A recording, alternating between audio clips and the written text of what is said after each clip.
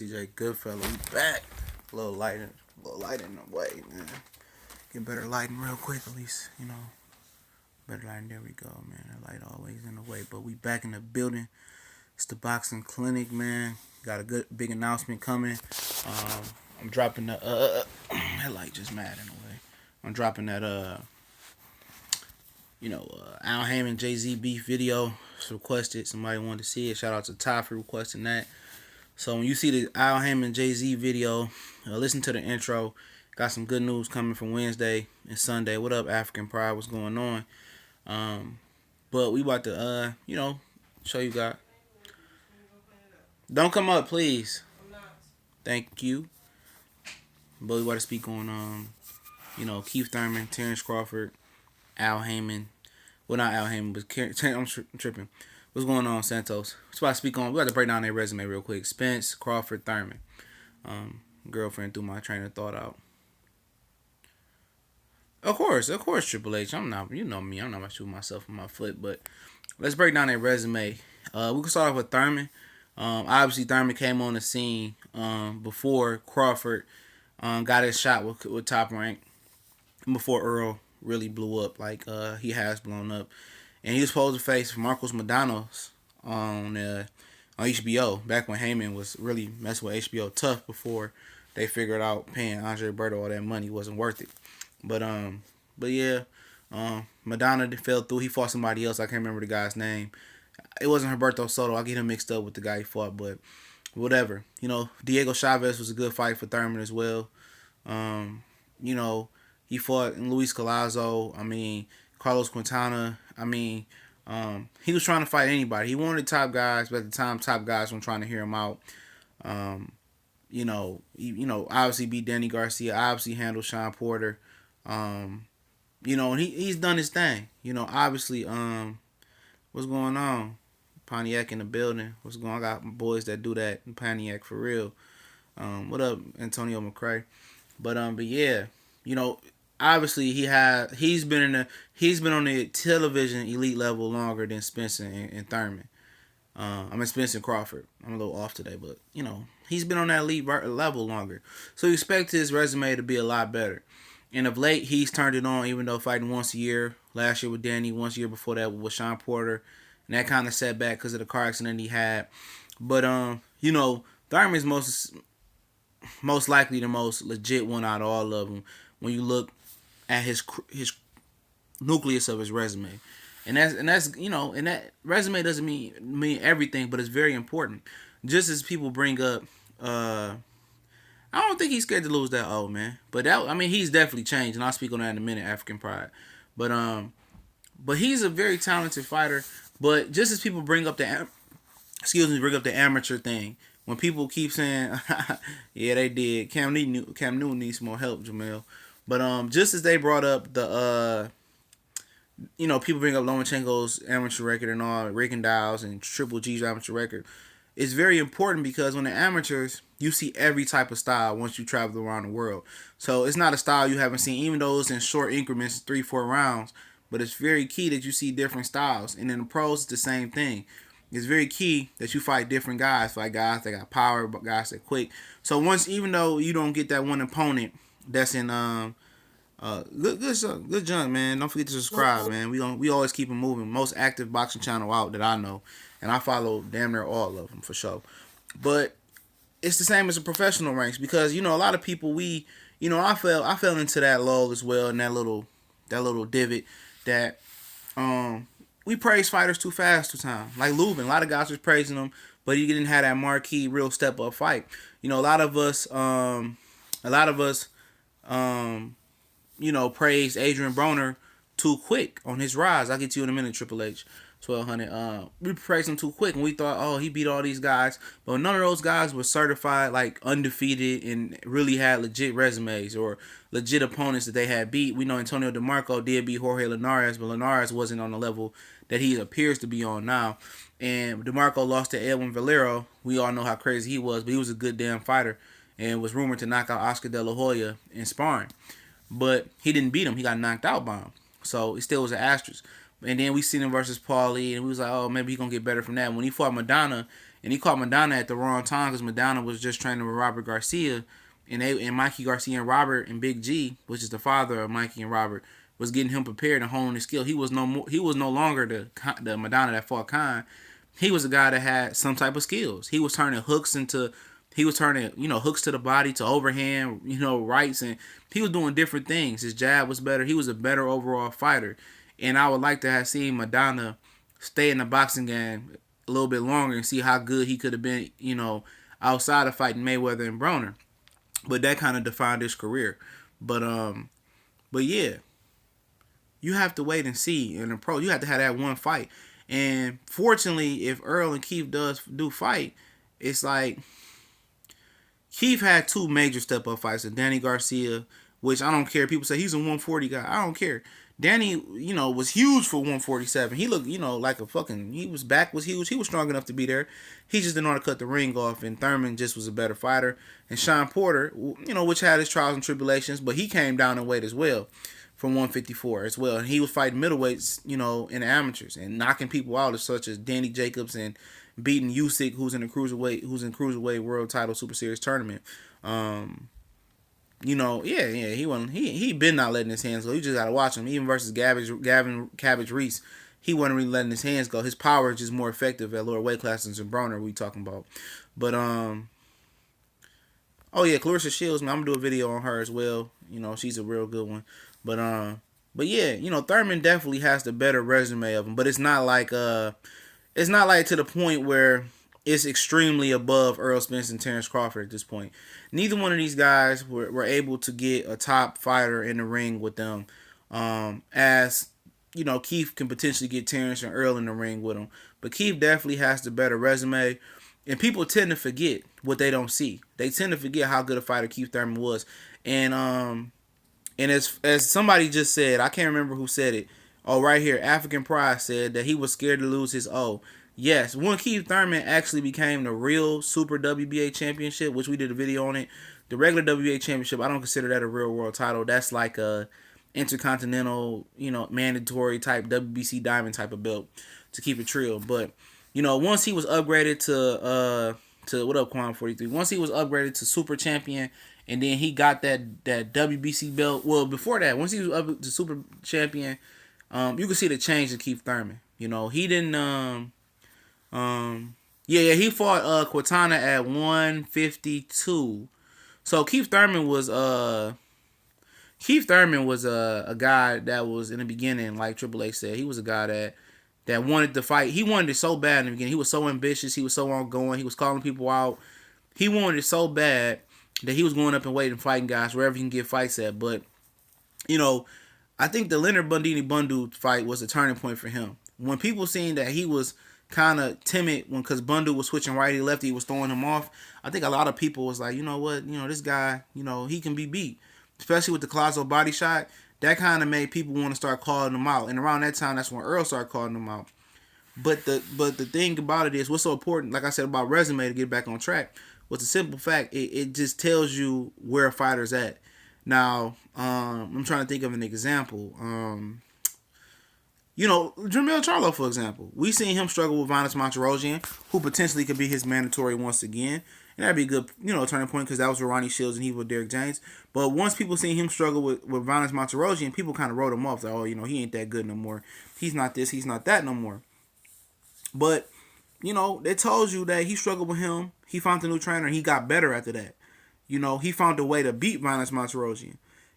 Guys that have that tough move up fight, that's imperative that you have that. Some fight that make you dig deep to show that you're merit. And also when you have that fight that tell you deep that, like, it's that one journeyman, like, if you can't beat this journeyman, you don't deserve to fight for a world titleist, or if you struggle with this guy, you don't fight for a world titleist. That kind of was his fight. And for Broner, that fight was Madonna. Obviously, for his, in his case, it was sad because with Madonna, even though he was already a 3-time world championship, but his step up and his certified that I'm a certified guy, I'm a real pound for pound guy, I'm a real talent, I could be the future of boxing, I could potentially be the next Floyd Mayweather fight, was Madonna. And a lot of people was picking him to beat Madonna. But the thing about it was, once he couldn't get past Madonna, people knew he wasn't, talking about. Yeah, that can happen to any fighter taking a body shot for sure. You know, if you hit somebody the right way, chin, body shot, temple, wherever. You know, if you kick somebody in a certain place in their leg, they can, you know, anywhere. It can just paralyze the body. He's definitely right. But you know, eventually, bad for Broner was that fight for him with Madonna was his real step up fight to see if he was a legit fighter. That was his. It wasn't his journeyman fight, but it was his real step up fight. And once people see he struggled with Madonna, the book was out on how the blueprint was out on how to beat Broner. Now, if you look at Errol Spence's resume, he only got 27 fight. He's 28, 27 years old. But he does things fundamentally really, really well. We know he fought Van Deer, who was with the little, Conor McGregor fake little, fake sparring when they edited the sparring. He was the first guy to get, fake edited by, he wasn't ready for that. But he was the first guy to get played by Conor McGregor with edited video and sparring. He fought Chris Algieri. People was talking about the Algieri fight, but nobody had destroyed Algieri the way Errol Spence destroyed Algieri, not even Manny Pacquiao at a 140-something catch weight, which Chris Algieri didn't even make the fucking weight, and he was moving up in weight. I have never seen anything like that. You're right, it's not going to happen every fight, for sure. But the thing about it was, with that body shot to Thurman, was that, Thurman had been knocked out before. And knocked down, I can't remember if he knocked down as a pro with a body or a headshot, but he had been knocked down before. And he been completely out cold in the amateurs as well. Algieri has turned into a 1, 2, 2, 4, 5, 2, 9. Algieri has turned into a nutritionist for Danny Jacobs. So he had a background in nutrition. So he used to be a kickboxer. He always had a backup plan, and that's smart for him. But the thing about it is with Errol Spence is, he beat Algieri and he beat him very bad, but people fail to point that nobody had did that from Algieri before. Even Ruslan Provodnikov, who had real power at 140, didn't treat Algieri the way Errol Spence treated him. Then you look up, he fought a couple other tough guys coming up around 15-0. Leonard Bundini Bundu, that was another fight that people kind of cross-examine and see the way that Thurman kind of struggled with him. And Thurman talked about how Leonard Bundini Bundu, that's what I call him. He was from Italy and he was undefeated when Thurman fought him. How he switched righty to lefty and they kind of threw him off. And Errol Spence, it didn't matter for Errol Spence. Errol Spence disposed of him, decapitated him real easy. But you got to remember, styles make fights. It really do. And the Kell Brook fight, you can say whatever you say about Kell Brook eye, whatever it may be. But obviously, Errol Spence, he doesn't have the resume of Keith Thurman, period. Sean, Danny Garcia, two guys he wanted to get in the ring, couldn't get in the ring. But don't get it confused. Just because guys don't want to get in the ring with a guy, whatever reason it may be, just because guys don't want to get in the ring with him, it doesn't mean he's invincible. It takes one guy to lay the groundwork and the blueprint how to beat a guy, and people will get brave and want to jump in there with you. And for Thurman, that was a Collazo fight. The Collazo fight opened the door, for guys start calling out Keith Thurman. Oh, he wasn't invincible. And then Keith, beat Sean, and he got that notoriety. He got the WBC versus Danny Garcia, and he's kind of protecting what he got. He's no longer in attack mode. Keith Thurman. He no longer wants to be, he no longer wants to fight everybody. He's comfortable. He's the king. He's in the driver's seat, and the king don't have to make every move and fight everybody. So I feel him on that, and everybody's question is hunger, because he said his hunger might not be where Errol Spence is at. Obviously, Errol Spence wants what you got. And when you got what you want, you get complacent. Even in relationships, we get complacent. Friend relationship, girlfriend relationship, whatever it may be. It's complacency there. But don't let it fool you. If you tug on the lion's tail too long, eventually the roar is going to come back. And Errol Spence has a solid resume. It's good. It's great. It's good. It's solid. I'm not going to say it's great. But he has great ability. But it takes one guy to come along. And like Lamont Peterson, possibly, which I don't believe it to be possible or even feasible in my mind, say can expose Errol Spence and show some chinks in his armor. And people be like, well, he ain't that good. It takes one fight for people to jump off your bandwagon and say, you know what, he ain't that good. Because a lot of people was on the Keith Thurman bandwagon. Oh, he's the best. He's good. He can't. Nobody can beat him. Floyd. Floyd's scared of him. And once somebody lay that groundwork or come close to beating him, people jump off the bandwagon. Like, what happened? You look at Terence Crawford's resume. It's not the greatest, but you got to remember, Terence Crawford was a guy that wasn't signed because he was in the streets. He got shot in the head at a dice game, drove himself to the hospital, so he scared promoters off. But he done well in sparring with Mikey and Tim Bradley to get a deal with Top Rank. But you look at him, he did what he was supposed to do at 35. As much as I talk about his resume not being the greatest, but he did what he's supposed to do. He obviously beat British Prescott, went up to 140, came down to 35, beat Klimov when y'all told me it was a boring fight. He did what he had to do, beat Red Beltran, beat Ricky Burns, move up to 140. He beat anybody that wanted to fight him at 140. Posto was his highlight win at 140. Obviously, he beat Gamboa at 35. I forgot about it. A fight that, quite frankly, a lot of people split down the middle on. People thought Gamboa can get him. Gamboa was looking good early. Bud adjusted. Bud went to 140. Delorme, who was supposed to be this great Dominican fighter, went down in weight. He was huge. He knocked him out. He beat Postal. He beat Darius John. He beat Hank Lundy, which was talking crazy years before they even fought. He did what he's supposed to do, and he had the marquee fight. But a lot of people, as we do analyze the fight, it's hard to analyze a fighter as far as Terence Crawford when we haven't seen him fight at a weight class. So I can't tell you 100% sure physically how he's going to translate. Obviously, he had a nice weight advantage over, a lot of guys at previous weight classes other than Delorme and Postal, who was, the same size or just as big as him or even bigger. But his resume is filled with different styles, different opponents, bigger, taller, shorter opponents, and it's hard to tell me that how Keith Thurman will stack up with Terence Crawford or that before we can see Terence Crawford step into the realm of 147. And I think a lot of people forget that. Like, Crawford can go to 147 and look even stronger, faster, quicker than we anticipated and punch harder because he's no longer draining himself to get to 140, or he can look ordinary, and he can look, not as fast, not as quick, but strong. But at the end of the day, a lot of people tend to 177. He said he let himself go a little bit. Of course, he been killing himself. I get that all the time, Marquise. But obviously, he can. Obviously, he's fighting guys that's big as well, that still got the same physical advantages as him. Now he's fighting guys that's equal in size or just as big as him. But the difference is, and what tends to make what tends to make me kind of come around the Bud thing a bit, because I think Bud Crawford is legitimately a very skilled individual. I'm not saying that Errol's not skilled, and I'm not saying that Keith's not skilled, but when you just strip down, take the weight out of the equation, take the power out of the equation, and you talking about a guy that legitimately has no real weakness. We're not talking about physically, we talking about skill wise. I mean, if you want to bang on the inside, I think Crawford will be able to hang his way on the inside as well. I think he's just such a well-rounded student.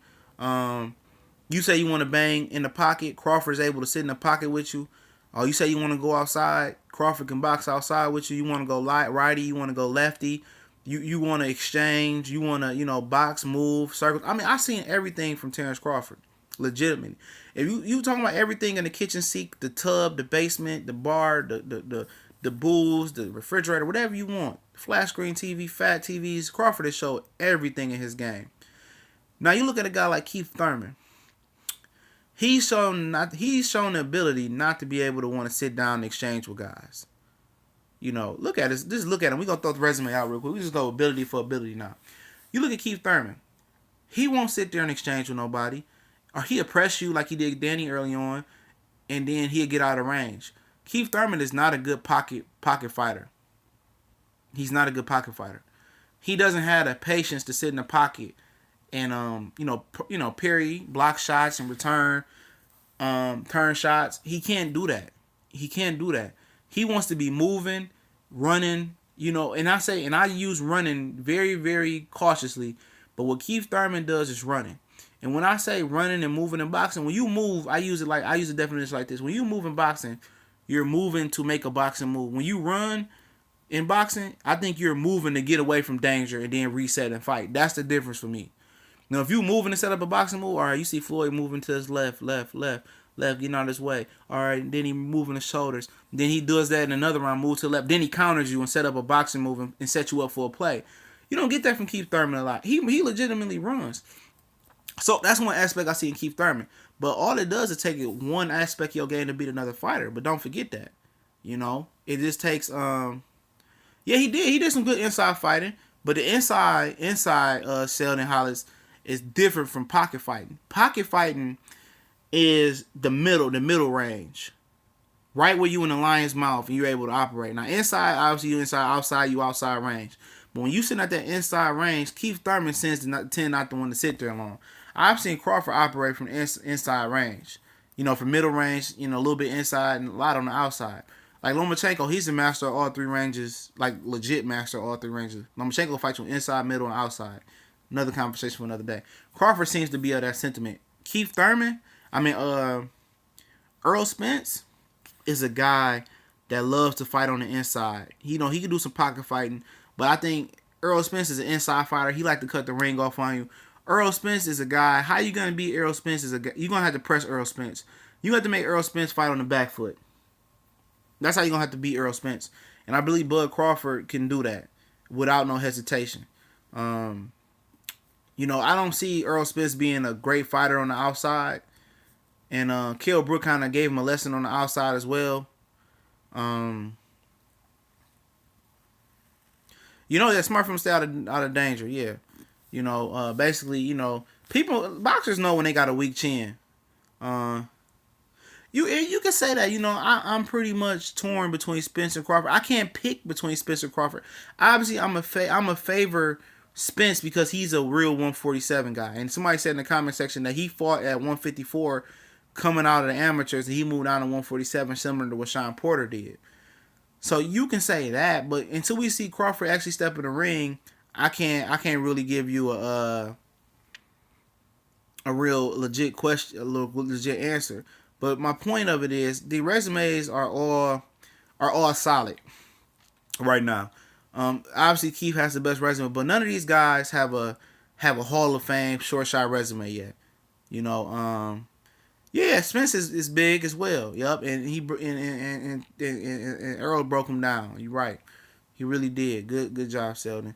But you could say he's a harder puncher than Mayweather, obviously. But the thing about it is, I can't even say that a lot of these guys are harder punchers than Pacquiao, or at least Mayweather for the most part, because Mayweather didn't put punches together. Mayweather wasn't taking a chance to knock you out. Terence Crawford will, but they said somebody said that he went to 154 like Sean, so I don't know, Marquise. But that's possible. BoxRec, I gotta really look into that. But what I'm saying is, Floyd Mayweather didn't put punches together. Bud will destroy you. Period. Bud will destroy you.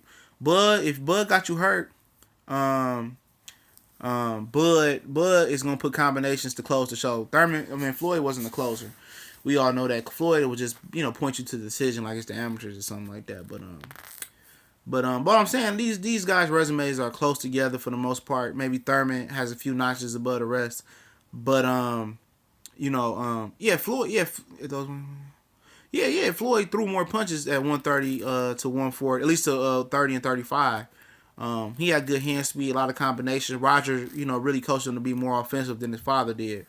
But the hand problems started kicking in. But Terence, we gotta see how you look at 47. But we talking about resumes between these guys. It ain't that much far apart. None of these guys got surefire Hall of Fame resumes yet, and that's difficult. That's difficult to really look at these guys. But if they ever fought each other, man, it'd be it's gonna be great. Obviously we can't make Terence Crawford versus Thurman or Errol Spence until Errol Spence and Thurman actually get it on. But the thing about it is, Bud seems different. The confidence seems there for Bud Crawford, man, and it's kind of scary sometimes, man. Because when you listen to him talk, you listen to him fight, he fights like he talks. He fights like he believes. I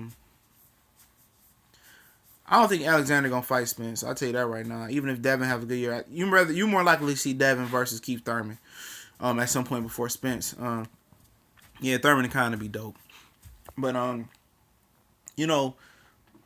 this is what I'm getting at. Even though Thurman has 2 world titles, Errol Spence has 1 world title. Oh, I'll give you an answer on that, Mister Defector 87. Um, you know, but they had these world titles, right?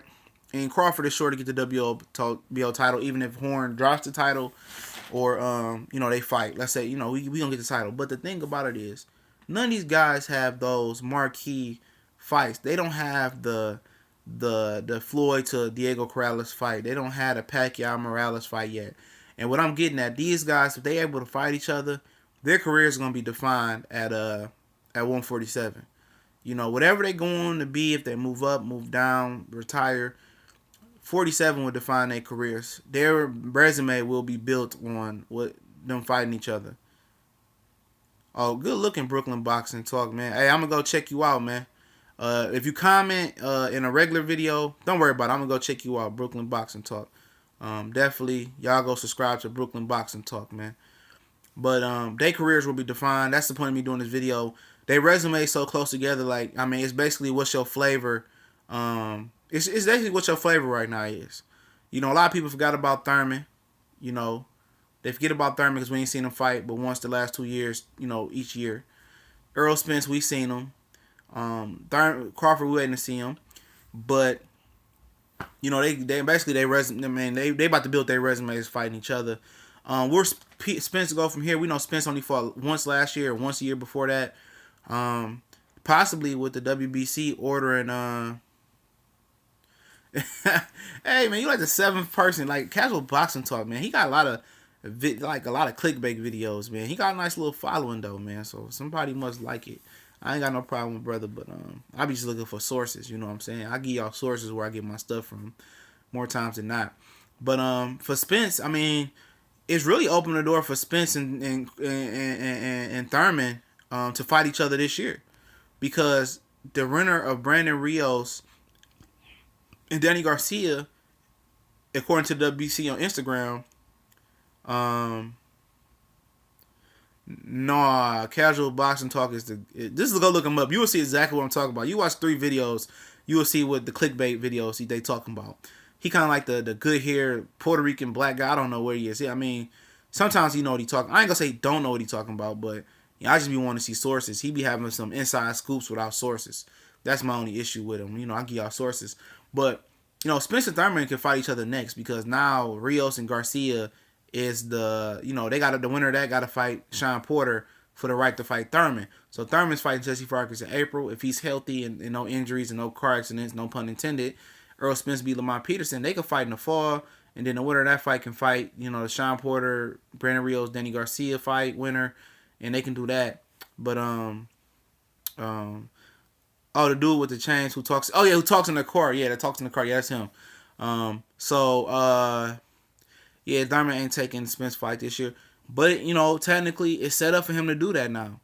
Honestly. He doesn't have a mandatory anymore, Jose. Even though you're right, he's not going to take that fight. He doesn't have a mandatory no more. If the WBC Instagram page is right, where Brandon Rios and Danny Garcia, the winner faces Sean Porter for the right to face Keith Thurman, if Danny don't pull a Houdini, then, Keith Thurman has a whole fight date open up. But I expect Keith Thurman to say his elbow hurt or he needs some more time off and hang that out to the end of December and fight the winner of Garcia, Rios, Porter. That's just my opinion. Just like Sean said, his hand was injured after the fight, which a lot of people didn't believe. I'm not saying I do or don't believe it. A lot of these guys are just stretching it out. They don't care if they're fighting once a year. Al Heyman is giving them money. And pretty sure with guys like Kenny Porter is your dad, I mean, you invested your money the right way. So they're not thirsty for money. But I think it's healthy for guys to fight at least 3 times a year. But according, to them, man, it's crazy, man, to be honest, man. Sorry for the like. But it's crazy, man. It just don't make no sense for these guys, not to want to continue to fight the best. But, I'm going to end on here. I'm gonna go shout out to Brooklyn Boxing Talk once again, which I was in New York for the Danny Jacobs and Triple G fight. I didn't get no footage. I should have got some footage, but I was enjoying New York. It sounds like, man, if y'all guys want to donate, y'all can look in any other video I just did, box in the description to donate. Try to make it out to the Jose Ramirez and Amir Ahman fight in New York. Then turn around in April, late birthday gift. and go to Crawford and Horn if Horn is man enough to fight as well. So maybe me and Brooklyn Boxing Talk can meet up in New York and do some St. Patrick's Day weekend this year. Don't forget, I got breaking news coming on the Al Heyman and Jay-Z beef video tonight. I probably dropped that video after the national championship between Alabama and Georgia, so look out for that video. Got some good news coming for Wednesday. Yeah, they do a Super 8 tournament. I definitely pay to watch that. But we gone, man. Appreciate everybody.